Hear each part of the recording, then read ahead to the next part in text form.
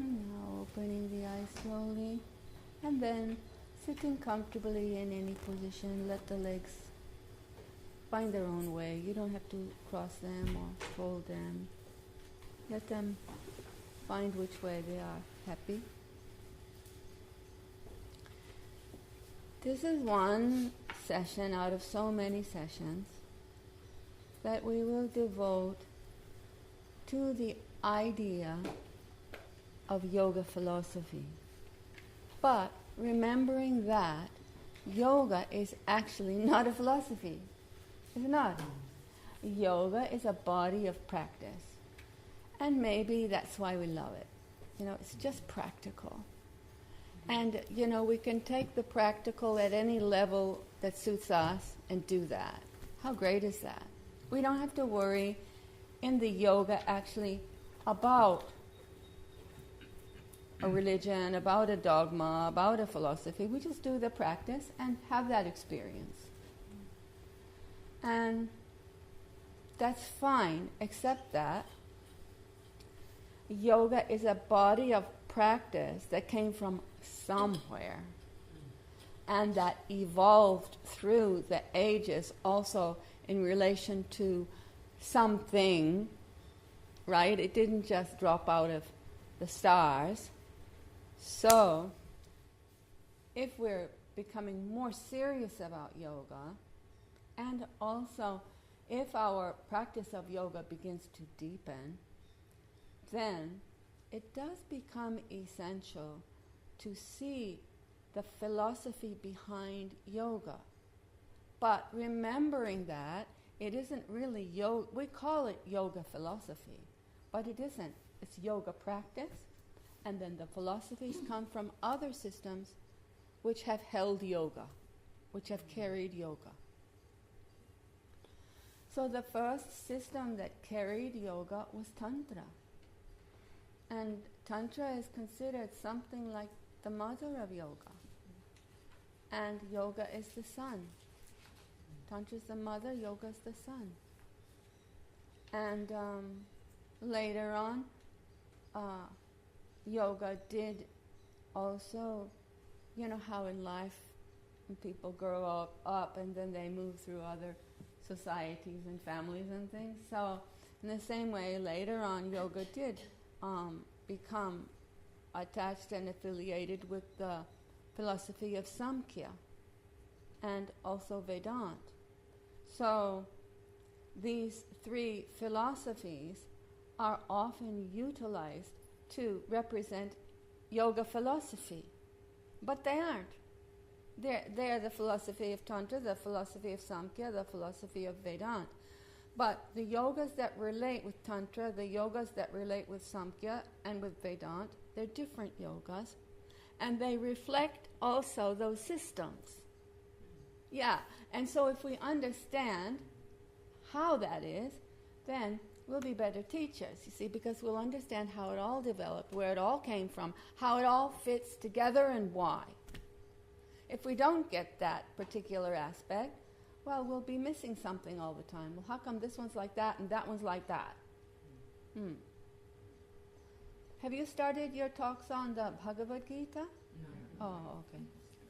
So Bhagavad Gita is based on Samkhya. Samkhya. But Karma Yoga, Raja Yoga, Jnana Yoga, all those yogas. Vedantas, they talk a lot about Vedanta in the commentators, but actually it's based on Samkhya. And a lot of the major yogas are based on Tantra. And we'll talk about why. So these are really the three main philosophies related with yoga. The yoga-related philosophies.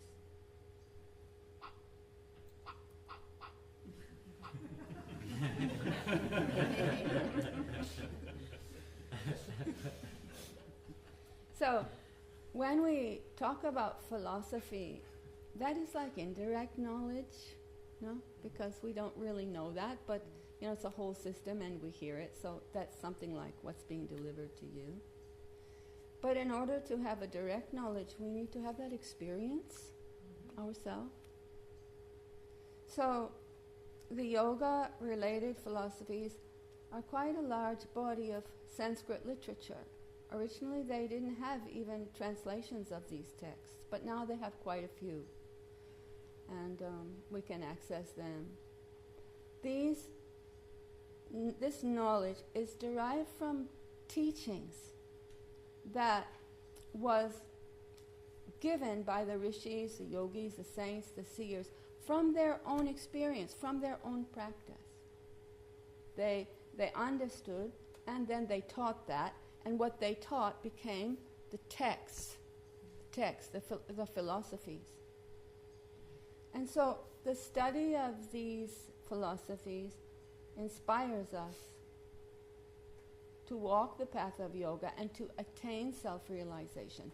But the study of these philosophies does not give self-realization. To remember that. What gives self-realization? The yoga actually.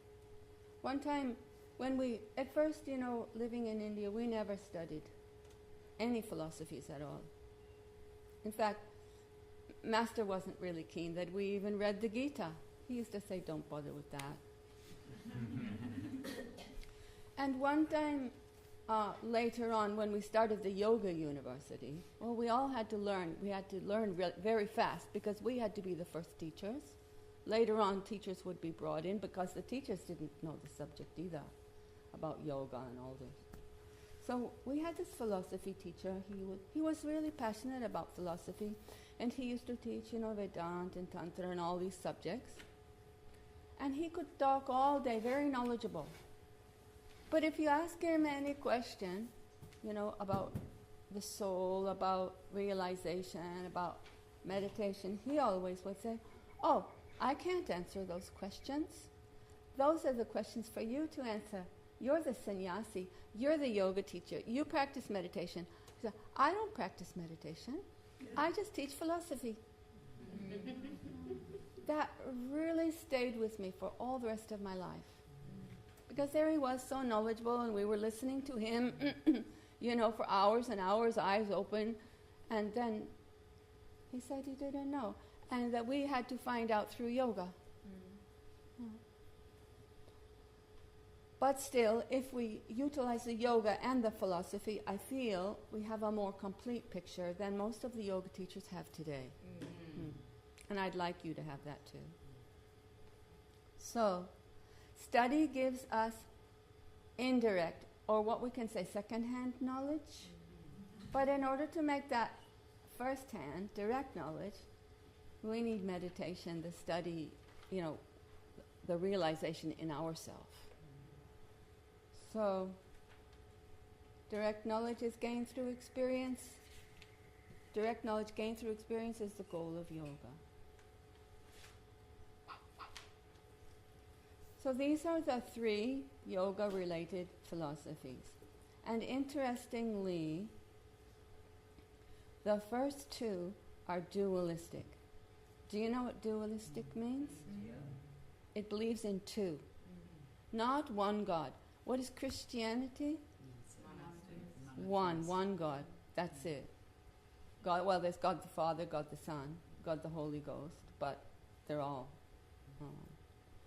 In this dualistic idea, there is 2 separate, there's consciousness and energy. So we say male and female, but actually male and female evolve way down the line. Pure consciousness, pure energy doesn't have male, female. It's just that. So the first philosophy which originally held yoga was Tantra, and it's a dualistic system based on the principles of consciousness and energy, and we call those Shiva and Shakti, which are in Tantra always one in the absolute sense. They are 2 principles, but in Tantra, they're always merged. In the absolute sense. Later on, we talked about the Kundalini. She descends with consciousness, of course, but the dynamic changes. Samkhya. Here's the major difference. See, Samkhya came later. it's based on the same elements that are also found in Tantra, but slightly different take. So, Tantra is a dualistic system describing, it is based also on two principles, Purusha, consciousness, and Prakriti, nature, energy. And it also describes the process of manifestation through a number of evolutes or tattva. So the word Samkhya means numbers. But Tantra also does. The same evolutes are also in Tantra and were drawn out of Tantra because Samkhya came later. So what they did was they studied those, then they drew out what they wanted to teach and added something different to it. Yeah. And then Vedanta. Now, Vedanta is developing into a monistic system. It is the early monistic philosophy. And it is based on the absolute reality is the only existence. Everything else comes from that. Everything else, therefore, is illusion.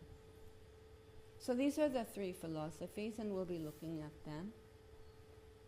Starting with Tantra, which is the earliest known philosophical system. We say that it emerged before 6,000 BC, but hey, it might have emerged 100,000 years ago, or even more, because it did relate with this ancient world, of Lemuria. Yeah, so it goes way, way, way back. And that's why we still find, a predominance of Tantra in the south of India, because the south of India was connected with Lemuria. Then it got separated.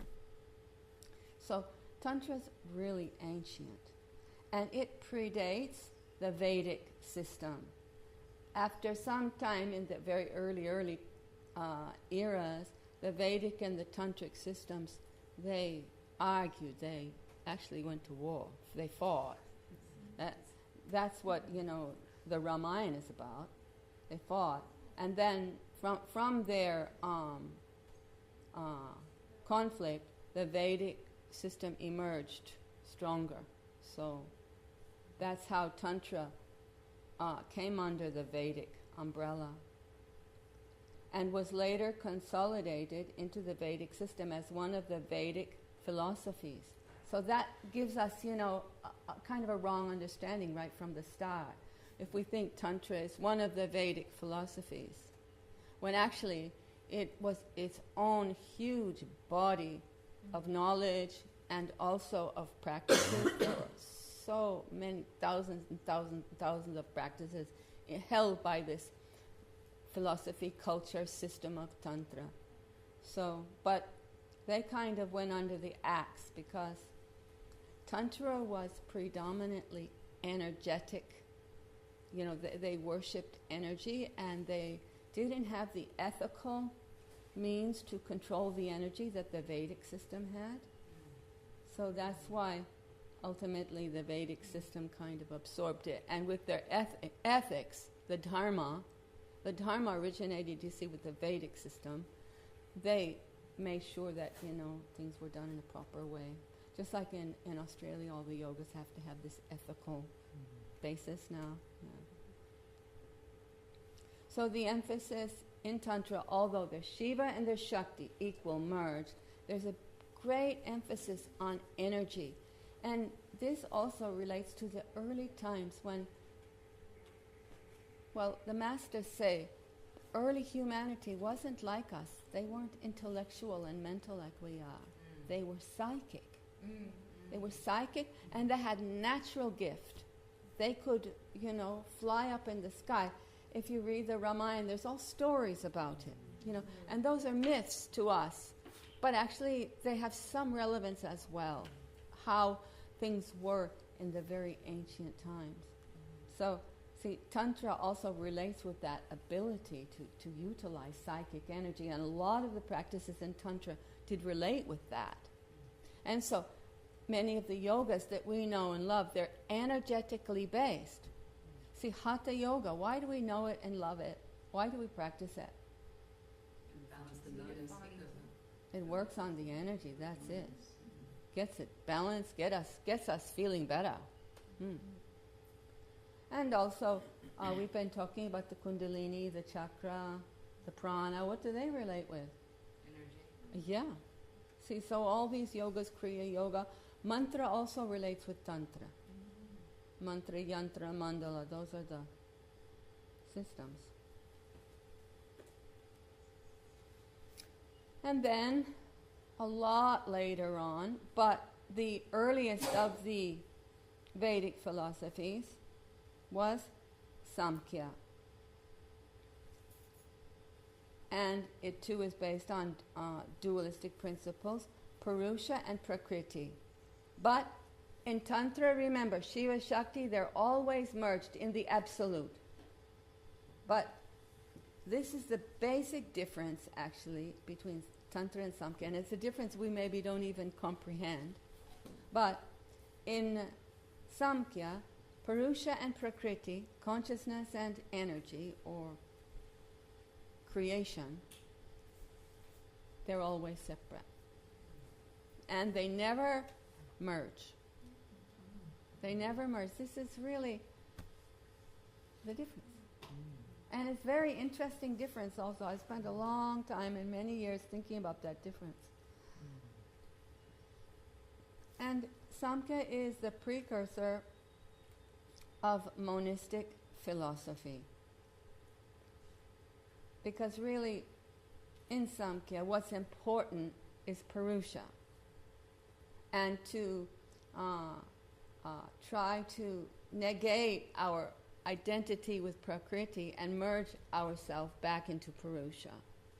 So there begins, the beginning of the monistic thought. So the Yoga Sutras, the Bhagavad Gita, they are based on principles of Samkhya. The development of Raja Yoga and Karma Yoga. The Buddha. He learned Samkhya. When he was growing up, Sankhya was the predominant system. The teachers, the gurus, who, lived in ashrams, they all taught Tantra and they taught, Samkhya, and they taught meditation based on Samkhya. And the elements, dissolution of the elements, to go back to consciousness. So Buddha was taught Samkhya and he rejected that and made his own system. But guess what? A lot of what he taught was based on Samkhya. Yeah, because that was what he knew. So that was his base. From there he made something different, called it, and it was called by his name. And Vedanta.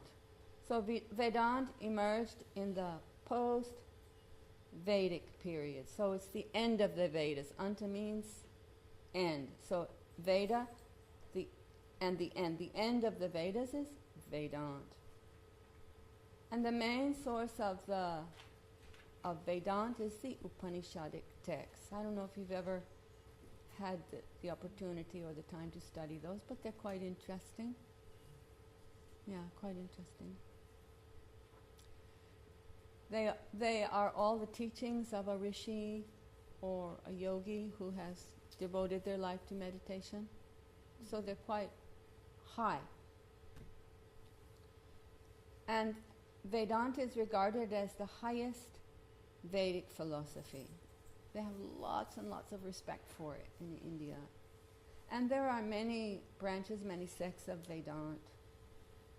Advaita Vedanta, which means the system of Vedanta, which is based on non-dualism, was founded by Adi Shankara, and he's the one who revamped our sannyas tradition so many hundred years ago.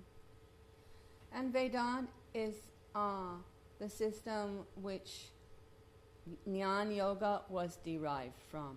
And that's why Jnana Yoga is quite different to the other yogas. And sometimes you might think, my God, that's so, I don't understand that. You might think, but so it's based on Vedanta. And also the meditation on Om which was very, very important for the ancients. Pranava or Om.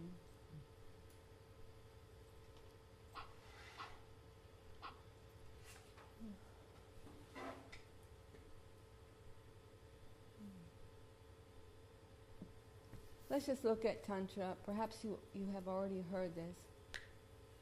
So Tantra has two roots, Tanoti plus Trayati.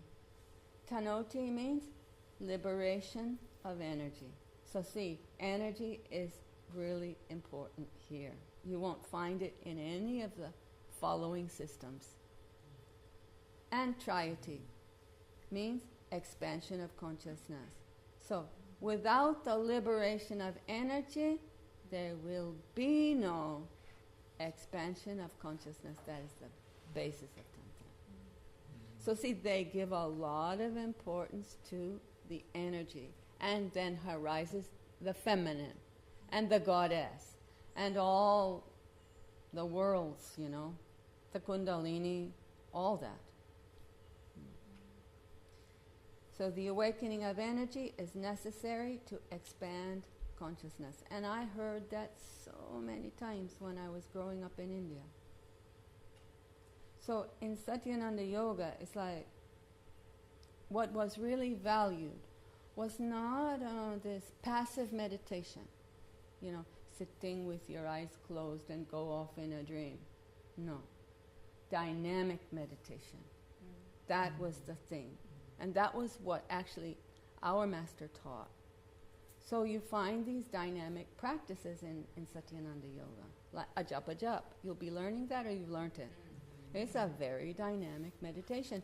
So different to, this idea of mindfulness where you just shut your eyes and I don't know what you do. So the idea that Shiva is powerless without Shakti. And that's absolutely true. You can't move a muscle without energy. Yeah. There may be consciousness, but if there's no Shakti, the whole body can't move. And even we've seen that situation. And so arises the worship of Shakti, the mother. And then the mother is energy. She's the creator, so she has manifold forms. So many forms of the mother. The consciousness is one, but there are so many forms of creation. So Tantra is the mother of yoga and the dynamic yogas, and the dynamic meditation too. In Tantra we find an important principle, which is the use of energy to control the mind. You don't have to control the mind by the mind, because that's not very easy to do. If you've tried to do that, you'll know. Because the mind has its own way. It has its own world. But the energy is a little different. It's easier to get a grip. And there are practices we can use to get a control over the energy. And then we can see how that affects the mind. We have talked about that. But you see, the whole approach is different. Are you beginning to get that? And when we use energy to control the mind, then the whole system of mind expansion unfolds, which is free from suppression. This was the thing about Tantra. Tantra accepted everything. Everything in life. There was no suppression. Everything could be a means of meditation. Walking in the morning, drinking your coffee. You don't have to not drink coffee. Make the coffee your meditation. Relaxing at night with a girl or a boy. You don't have to avoid sexuality. Make it your meditation. Enjoy, but meditate on that. Yeah, because that enjoyment or whatever it is that you do naturally is with a free flow of energy, see? As soon as you suppress anything, what do? Create a reaction. You shut down, you limit, and you create tension also. I shouldn't have that. No, I won't. I shouldn't meet a girl or a boy. I shouldn't have a drink. I shouldn't, So Tantra said, no, don't go that way. Have everything. Do everything. But meditate on that. If you think you enjoy chocolate cake so much, meditate on every single mouthful. If you enjoy sexuality so much, meditate every single moment of it. Be totally aware of it. Don't do all these things obliviously or guiltily. So see, Tantra was unique. And maybe, we have things to learn from this as well. And that attitude led to the development of the energizing practices, which we've already talked about. And there were other illicit practices too. Like when they wanted to practice sexuality, they really got together and did it. Yeah. They would go in a remote place, not to bother the society, and they would sit in circles with a guru, and each one having a partner, and they'd do that all night, meditating. And the guru would be energetically controlling and guiding it all, so that the energies would go up. And it's not just for fun. It's a practice. And if you're a person that's obsessed with sexuality, well, then it's your best practice. It's your best way to go. Do that. Yeah.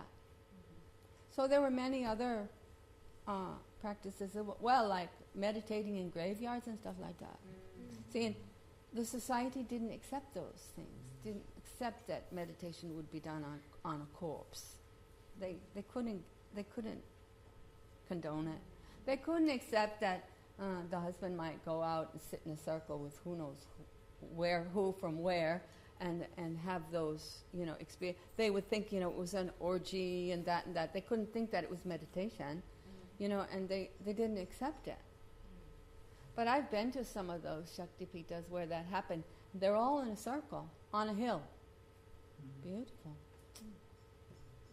So that is why Tantra also kind of lost its reputation, and it became controlled by the different system, by the Vedic system.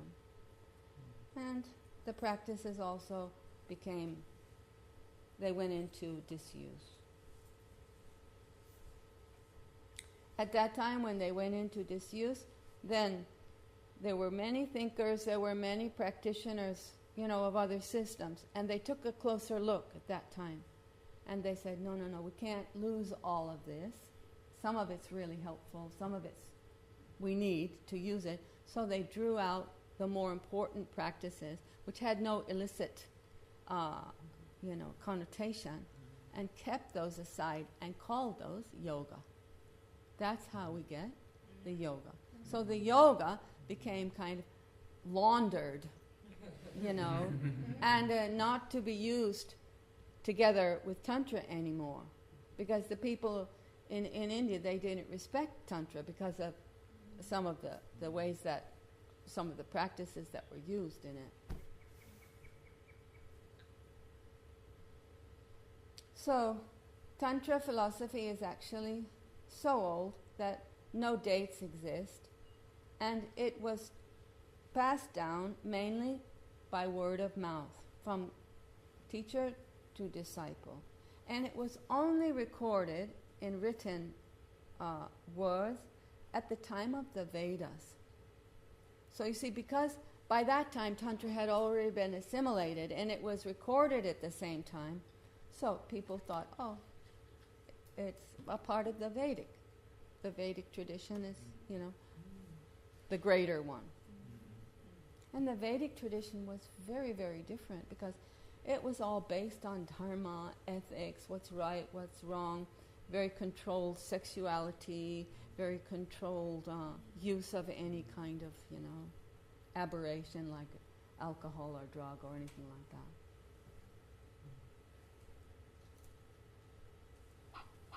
So we've already discussed this now. Entanglement in the powers of Tantra tainted its reputation because everything in Tantra was to raise the energy. And then, if you didn't have the dharma, to say what's right and what's wrong, you could also do wrong things with a lot of energy, and that becomes dangerous. Now, we all know that. So that resulted in its gradual amalgamation into the Vedic system. The oldest tantric texts were written down during and after the Vedic period. So some people think that the tantric period was like only a few hundred years ago, and that's when it arose. Scholars deduce that Tantra came from the Veda, because Veda and Tantra are found together. But it's not to say that's bad also. This happens. Are they, do they clearly demarcate the tantric verses from the Vedic verses? No. No, so it's all mixed. No, they have tantric texts and Vedic texts, but you can find many, many principles of Tantra in the Upanishads, for example. And it doesn't say that it's tantric. But we know, because we've studied. Like there are many Upanishads that talk about Kundalini and different practices of Hatha Yoga, Pranayama, things like that. Because those were the practices that needed to be done. The Vedic system didn't have the practices. They had yajna, the fire ceremonies that we do. They had that. They did that. That was their main practice. The yoga came from Tantra. Yeah. So see, the practitioners, the meditators, they knew that these things were really important. So they just included them in their teaching and called it Vedanta or Samkhya. Yeah. But we can see that now. When we study a text, we can see that. Almost every text on Vedanta, almost every Upanishad does have some element of Tantra in it. And also, I heard that at the time when the Upanishads, which are Vedanta, right, being compiled, they had meetings, like with the Tantric exponents, the Samkhya exponents, and they had discussions, and then they compiled. But they always emphasized Vedanta and gave the credit to Vedanta. But anyway. That's politics. It happens. So the Tantras were originally secret. They were secret, why? Because there was power, there was energy in those. And power misuse can be dangerous, so they were kept secret. And they were memorized. They weren't written. So you had to have a really good mind. Whatever you heard, you had to remember it exactly, or it would be all wrong. You couldn't get the password if you didn't remember it. There were originally 14,000 tantras. And they were recorded also in symbols, imagery, myth. Almost all has been lost. Now there are 64 major classical texts. And even those, I remember the whole time I was in India, Swamiji was always trying to get them translated. Not into English, from Sanskrit into Hindi. And he never got it all done. Yeah. So those 64 major classical texts and innumerable minor ones. But most of those not available. Only a few. There are a few, maybe 4 or 5 available in English translation. Maybe they're still kept secret somewhere. Oh, there would be many. And also, you know how they used to keep things secret? By memory. And then, when things were written down finally, they used to bury. Yes, in full view. They would actually inscribe them on something more, durable, maybe rock or metal or something, bury. So how do we know that there was originally that many? Is it because things have been referred to? Yeah, in the old texts. There are texts and texts and texts, relating with the Indian philosophy. And some called old texts, the Purana. So there are references that they find. So here's how it is. Tantra is a dualistic And in Sanskrit, that means Dvait, dualistic Dvait. So it's a dualistic philosophy. Cosmic consciousness, Shiva, cosmic energy, Shakti, are actually combined. They're one. They're merged. This is showing two because they want to give you the idea that there's two. But actually they're completely merged in the absolute, in the unmanifest, in the uncreated. Created becomes a little bit switch over. But we talked about that with the Kundalini, right? In Shiva and Shakti, the two are actually one.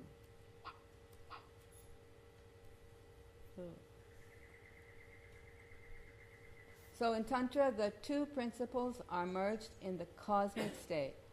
One is the principle of change, and the other is changelessness. Why change? Because energy has the possibility of change, right? Consciousness is just one. But in the absolute, although energy has the possibility of change, it's not changing. It's just merged, not active. Shiva is consciousness, free from all association, ideation, or limitation. Where do we get the association, ideation, and limitation in our consciousness? We have to evolve and evolute for that. That's why we have the mind, right? Because the mind provides all that. The consciousness itself, even your pure consciousness, is free from all that. But the mind, the evolutive consciousness, is full of all that. So the actual consciousness within you two, but this is the absolute cosmic consciousness. It is one without a second, just one. And Shakti is Spandan. Spandan means pure vibration. Just pure vibration. Pure cosmic vibration, which is the potential of energy, the energy that we know, the creative force. But it's in the unmanifest. It's not yet creating. And it remains therefore dormant, inert, not moving, not changing, just in union, merged with the cosmic consciousness. When Shiva and Shakti are combined in this cosmic union, then they are both called together Chit Shakti. Have you heard that word? Chit Shakti. So Chit means absolute consciousness and Shakti means absolute energy. Chit Shakti. That's when they exist together in total equilibrium, in the unmanifest state. Before creation. And that is beyond time, beyond space, beyond object. We only know time, space, object. See, so we don't know that. That's why philosophy. Philosophy just to tell us, okay, behind what you know, there's this. Which means, don't worry when you leave what you know, because there's this. Where are you going to go when you leave all this? Time, space, object association? Back to this. So you don't worry anymore. You see? That's a good thing. And also, when you do deepen your practice and you go beyond time, space, object, you won't be afraid either. Otherwise you won't know, oh my God, everything disappeared. I got scared. You hear that? But if you study the philosophy and you realize what's behind, then you'll be okay. So Shiva Shakti, Chit Shakti exists where there's no movement, no thought. Then, Spandan, pure vibration, has three potential qualities. You know all this. Sattva, Rajas, and Tamas. It has those qualities. Although they are in equilibrium, they're not manifesting. They're just in balance. But when creation begins, a bit of Shakti, not the whole, just a little bit, tiny little bit, begins to separate. And when that happens, the three energies go into flux. Means they have a slight imbalance. And that initiates creation. That slight imbalance.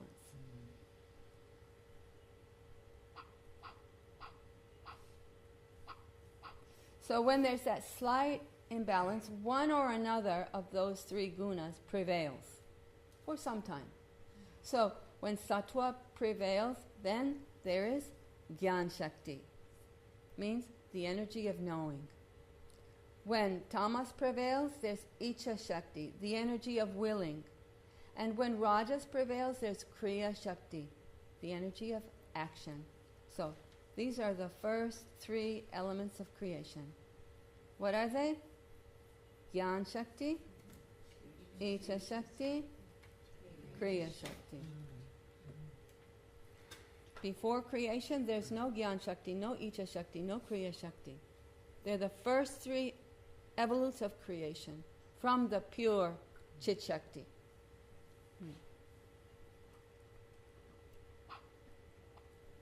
Then, when these three come into existence, the process of creation becomes ongoing.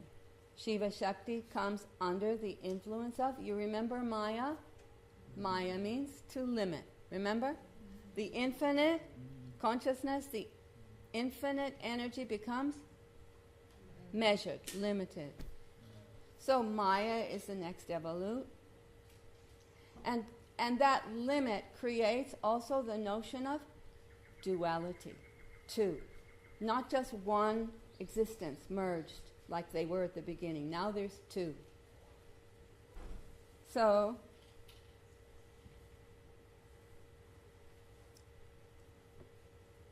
I think we've done all that. Oh, okay. So Maya is the illusory force, and it creates Gyan Shakti. The infinite is limited by knowledge. Icha Shakti, the infinite is limited by will. And Kriya Shakti, the infinite is limited by dynamism, by action. And then there's 5 more limitations. Actually, these limitations are also evolutes. They're what bring us into creation. So, perpetual existence, there's no time, right? In the absolute, there's no time. So that's the next limitation. So, Kal, limited by time. Something begins and it ends. Otherwise, it's infinite, beyond time. And free will is limited by destiny, fate, birth and death. Consciousness is limited, the infinite consciousness is limited by an individual consciousness. So chit becomes chitta, chitta. Shakti, the infinite energy, is limited by individual energy, becomes prana, what we've talked about. That prana is not the same as Shakti. Shakti is the cosmic. And Mahat, which is the individual consciousness, becomes limited by buddhi, ahamkar, and the aspects of mind. So these are also evolutes. How we come into creation, the pathway of creation. In order to go back up out of creation, we need to go from one to another, to another, to another. And that's how they used to meditate. These evolutes were used as a pathway of meditation. Now we have different type of meditation, but originally. So the individual consciousness, chitta, is not separate from the cosmic consciousness, chit. Your consciousness is chitta, right? Your soul. But the absolute is chit, the totality of consciousness, what we call God, right? So your individual consciousness, chitta, is not different to chit, It's a part of it, a fragment of it. So Chitta has the total knowledge of Chit. Your soul, your spirit, your Atman has the total knowledge of the Supreme Consciousness, because it's a part of it, of the same stuff. So in that sense, man is not separate from the cosmos. We just imagine that we're separate, actually. Walk around thinking and worrying about ourselves as if we're separate, but we're not. We're all part of the same thing. An integral part. The individual mind comes under the influence of guna, and it creates material existence, association, and limitation. And then the mind identifies with all that limitation, with all those forms. And that's our condition. Does that make sense to you? We've forgotten long ago that we're unlimited. We've forgotten that we're consciousness. We've forgotten about the unmanifest existence that we came from. We don't even imagine that we came from an unmanifest existence, do we?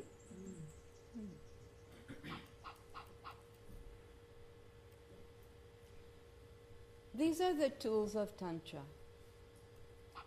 Yantra, mantra, mandala, and the worship of God as the mother. Now we have to look at Samkhya. Samkhya really takes off after the all those evolutes that we discussed in Tantra. Then Samkhya kind of begins from there. So Samkhya, the word Samkhya means numbers. So what we described wasn't the actual creation, was it? It was the precursor of creation. So Samkhya then gives the evolutes which bring you into creation. Tantra does as well, but Samkhya is limited just to these that bring you actually into the creation. So Tantra was actually more complete. More complete. I'll try to explain that. Okay, so the word Samkhya means numbers, and it explores 24 elements of nature. We've already looked at those, the 5 Gyanandriyas, the 5 Karmandriyas, the 5 Tattva, remember? The 5 Tanmatra, those are 20, plus the 4 of the mind, 24. It was developed by Rishi Kapil, one seer, one yogi, developed the system of Samkhya. This is the difference between Samkhya and Tantra, and I'm obviously Tantra. Tantra evolved for thousands of years before that, and it evolved through many different practitioners, minds, who were dedicated to different aspects of practice, different aspects of its philosophy, and had realized, vast energies, and maybe destroyed worlds with it, who knows, Because Lemuria was ultimately destroyed, just like Atlantis was. Overuse of energy, misuse of energy. Yeah, so energy in the ancient world was something. Well, we have the atomic bombs and all that, so we can understand, can be misused. So Samkhya is also a dualistic system. It uses the terms, instead of Shiva Shakti, it uses Purusha Prakriti. And that's why you might get confused. What's Purusha Prakriti? What's Shiva Shakti? They're the same. And Samkhya talks about the existence of the soul, why these two are separate. The existence of the soul, which is separate from the body. So Purusha is the pure consciousness, and it is separate from Prakriti, which is the body. And to keep that separation always in mind, so that you can merge, you can gradually leave the awareness of the body and merge totally into Purusha. That's the concept behind it. And that would be the purpose of meditating, to let go of all the associations, identifications with the body, with the world, and merge totally into? Yeah. And this system became popular after Tantra had fallen into disrepute. Does that make sense to you now, how it happened? And it took place, over time.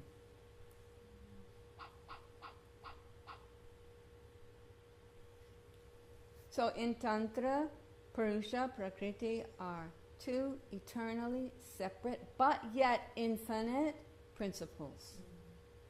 They don't merge.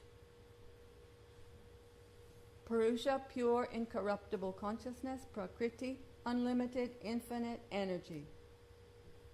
But also in equilibrium.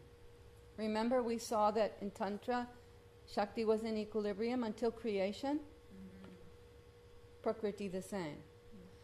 But both contribute to create the limited consciousness. See, you first come into existence through your consciousness. First there has to be a consciousness. And then the consciousness gets embodied. Right? So, Purusha and Prakriti both contribute to create your individual consciousness, which is your person. So Prakriti evolves from equipoise to diversity and multiplicity as a result of contact with Purusha. So how they contact, I don't know, because they're completely separate, but somehow there's a vibratory contact and the gunas get jiggled. The gunas get jiggled and the creation is initiated. The goal of Samkhya is to free Purusha from the association of Prakriti. See how different this philosophy is. Because this philosophy was Tantra, the philosophy of Tantra, but with the Vedic ethics added into it. And see what ethics do. But seriously, we still have to follow an ethical approach. We have to. We'll go to jail if we don't, and we've learned that well enough. But we can see what effect that has, too, on a whole system. And do you see that? Feel that, somewhat at least? Do you or not? So does that mean that the goal of Sankhya is through meditation? Yes. Yes. They didn't practice asana. Pranayama much. Although, see, asana and pranayama were there because they took them out of Tantra and made them available. But around this time. So they were there, but they were more interested in, like the Buddha, nirvana. Just get there somehow, meditate that. And they meditated by following the elements. Back up, dissolving them one by one. Have any of you practiced Tattva Shuddhi? Dissolving them one by one, back into consciousness. But Tantra too had that. This is nothing new. It's just got the ethical sort of take on it. So the aim was like to separate and in Tantra to unite through yoga. Mm-hmm. Yeah, that's right. Ultimately, the ultimate goal of Samkhya was to merge the individual consciousness back into the universal consciousness. So, here we have the universal scale, the ultimate reality, as well as the individual scale. So, say, the Anandamaya Kosha, Purusha, Prakriti. They exist as an individual as well as the cosmic.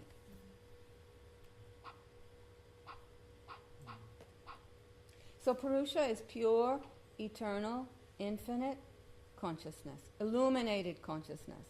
And it's not changeable, it's not caused, it's all pervasive. Prakriti is in equipoise here, at this level. Calm. She's also one at this level. See, there's no gunas here. She's just energy. And harmonious. And there's no creation, there's no time, no space at this level. Then,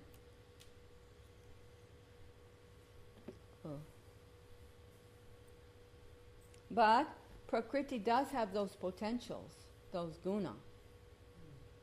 And what happens when they get out of balance? So here's how Samkhya explains. Creation's initiated. So this is how it does. So Purusha then ejects light, reflects light, and Prakriti ejects, reflects energy. And the two, the light of Purusha, the energy is kind of like when the man and the woman come together.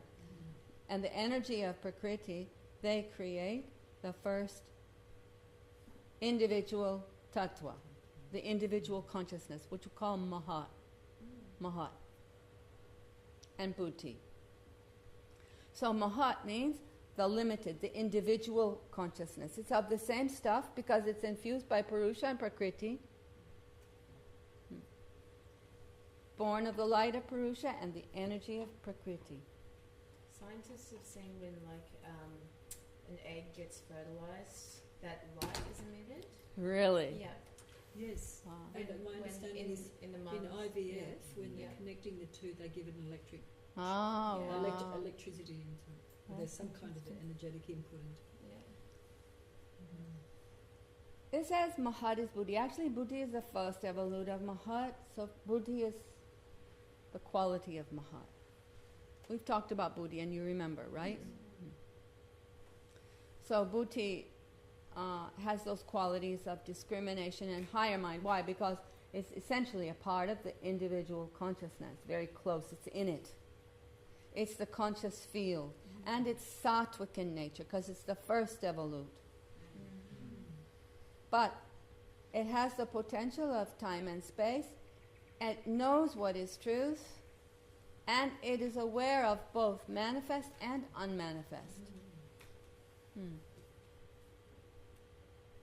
So then, Mahat also, Buddhi also needs a vehicle, an identity. First it needs an identity. So ahamkar, the ego, comes into existence. Then, when the consciousness has an ego, then there will be interaction because there's I, then there's other. So the associations have to be a place made for those. So chitta. This is chitta in the sense of the storing of the memories, the storing of the impressions.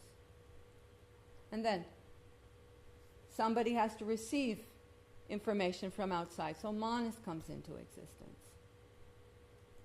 And then this whole complex of consciousness and mind needs a vehicle. So the body has to be born. So the five tattva, they create the vehicle. Do you remember what they are? Ether, air, fire, water, earth. Remember?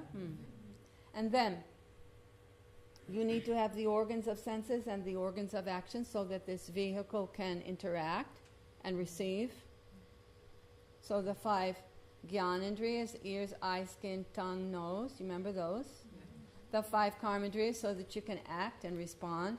So the speech, hands, feet, sex organs, and excretory organs. And then the sensory perceptions. Hearing, touching, seeing, tasting, smelling. So that's 5, 10, 15, 20 elements. And then the 4 elements of the mind, 24. Those are the 24 numbers of Samkhya.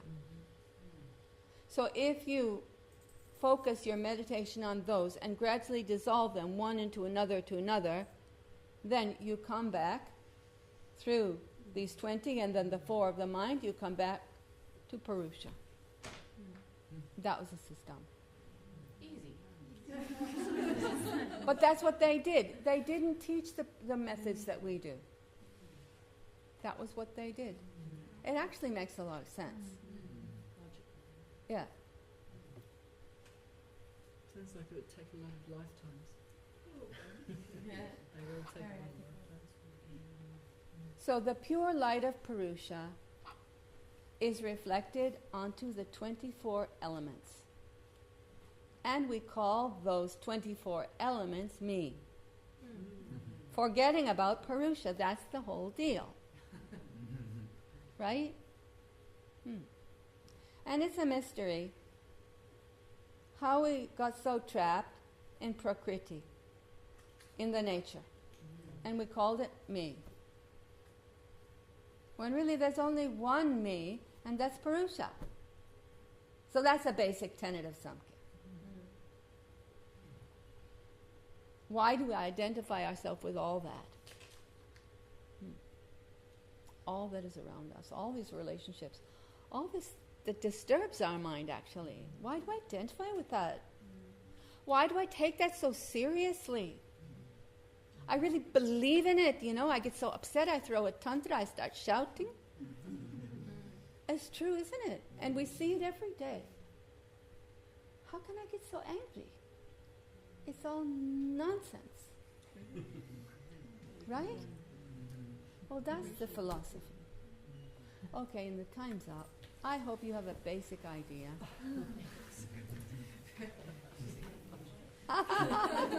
Basic confusion. Okay, let's sit quietly.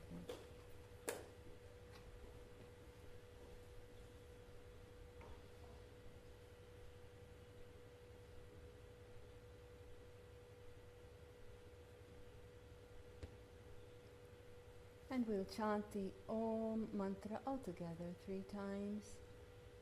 Please breathe in deeply.